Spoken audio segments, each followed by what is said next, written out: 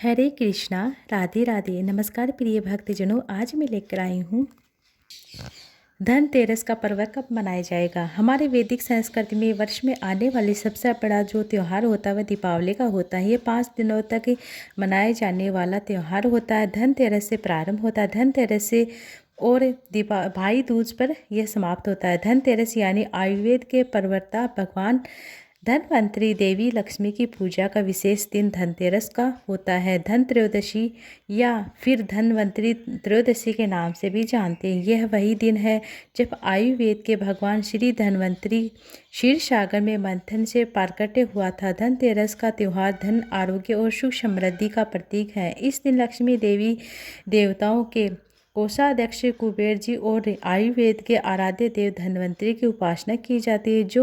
तो चलिए आज की इस वीडियो में मैं आपको बता रही हूँ इस वर्ष 2024 में धनतेरस का पर्व कब मनाया जाएगा। इस दिन पूजा के शुभ मुहूर्त कौन कौन से हैं। कार्तिक मास के कृष्ण पक्ष की जो त्रयोदशी तिथि होती है वह धनतेरस की होती हैं और इस बार 29 अक्टूबर 2024 दिन मंगलवार के दिन त्रयोदशी तिथि प्रारंभ हो रही है। 10:30 से यह तिथि प्रारंभ होगी। अगले दिन 30 अक्टूबर बुधवार को दोपहर 1:01 पर यह तिथि समाप्त हो जाएगी। 29 अक्टूबर को मंगलवार को प्रदोष काल का समय रहेगा। शाम 5:38 से लेकर रात्रि 8 बजे तक है। वर्षभ काल रहेगा। जो समय रखा वह शाम को 6:31 से लेकर 8:02 के बीच में रहेगा। धनतेरस के दिन पूजा करने का योग समय सामान्य रूप से प्रदोष काल के समय में ही माना जाता है, इसलिए इस बार धनतेरस की जो पूजा होगी वह 29 अक्टूबर मंगलवार के दिन शाम को 5:3 से लेकर आप 8 बजे तक कर सकते हैं। भारत में विभिन्न शहरों में धनतेरस की पूजा का भी मुहूर्त विभिन्न होता है, जिससे कि पुणे का समय शाम को 7 बजे से लेकर 8:33 के बीच में, चेन्नई का पूजा का समय 6:44 से लेकर 8:11 में, जयपुर में यह समय रहेगा शाम 6:04 से लेकर 8:20 के बीच में, हैदराबाद में यह समय रहेगा शाम को 6:45 से लेकर 8:15 के बीच में, गुड़गांव में यह समय रहेगा शाम को 6:32 से लेकर 8:14 के बीच में, चंडीगढ़ और दिल्ली के आसपास का जो समय है उस वहाँ पर रहेगा 6:29 से लेकर 8:01 के बीच में। कोलकाता का ये समय रहेगा लक्ष्मी पूजन का समय रहेगा शाम 5:57 से लेकर 7:33 के बीच में। मुंबई का समय जो रहेगा वह 7:04 से लेकर 8:37 के बीच में।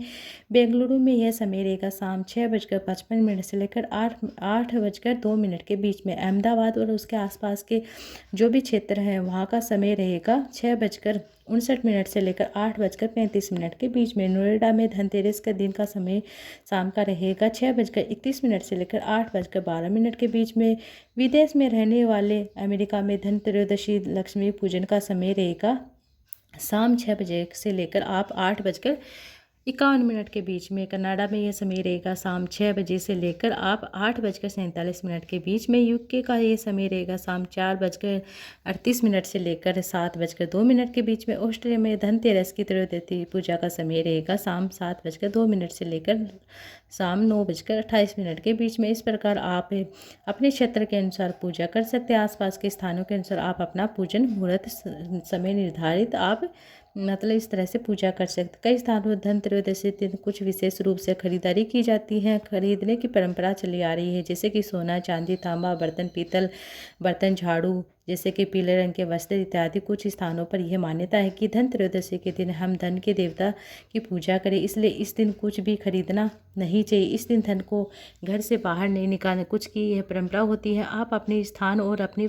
पारिवारिक परंपरा के अनुसार इस दिन का आप नियम अनुसार पालन करें, उसका पालन करते हुए। लेकिन देवी लक्ष्मी की पूजा करते समय इस बात का आपको विशेष तौर पर ध्यान रखना है कि देवी लक्ष्मी के आराध्य देव भगवान विष्णु है। जब भगवान विष्णु के साथ लक्ष्मी देवी को घर में आमंत्रित किया जाता है तो वे सदैव ही उस घर में निवास करती है। इसलिए जहाँ भगवान श्री हरि के नाम का जप होता है, उनके दिव्य कार्य कल्पों का वर्णन होता है, श्रवण होता है, कीर्तन होता है, भजन होता है, उस घर में लक्ष्मी देवी का भी वास सदैव बना रहता है। इसलिए इस धनतेरस पर लक्ष्मी देवी के साथ कुबेर जी की पूजा के साथ साथ भगवान श्री हरि विष्णु का भी ध्यान करें, पूजा करें। घर परिवार और जीवन में आमंत्रित करना मत भूलिएगा।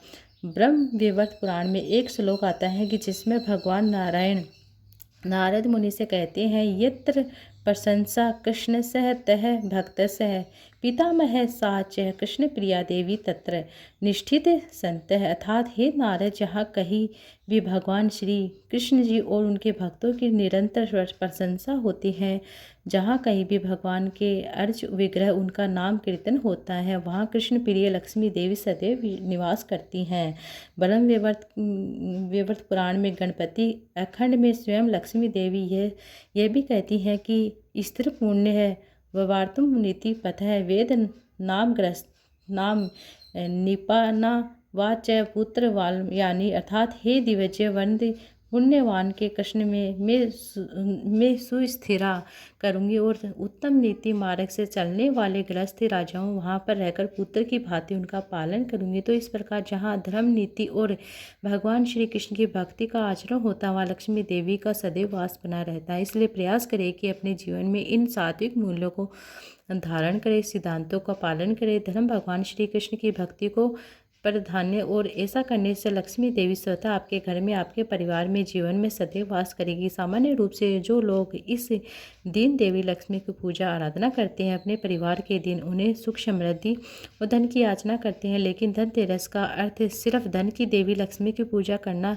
सीमित नहीं। वह दिन यह भी होता है कि जब हम भगवान विष्णु के 12वें अवतार भगवान धन्वंतरी प्रकट हुए थे। वे आयुर्वेद के विज्ञान के प्रवर्तक आचार्य हैं, जिन्होंने जीवन के स्वास्थ्य के लिए सर्वश्रेष्ठ ग्रंथ और विद्या प्रदान की। इसलिए धनतेरस के दिन सिर्फ सोने चांदी के धन की महत्वता नहीं है, अपितु आरोग्य रूपी धन की भी आराधना करनी चाहिए।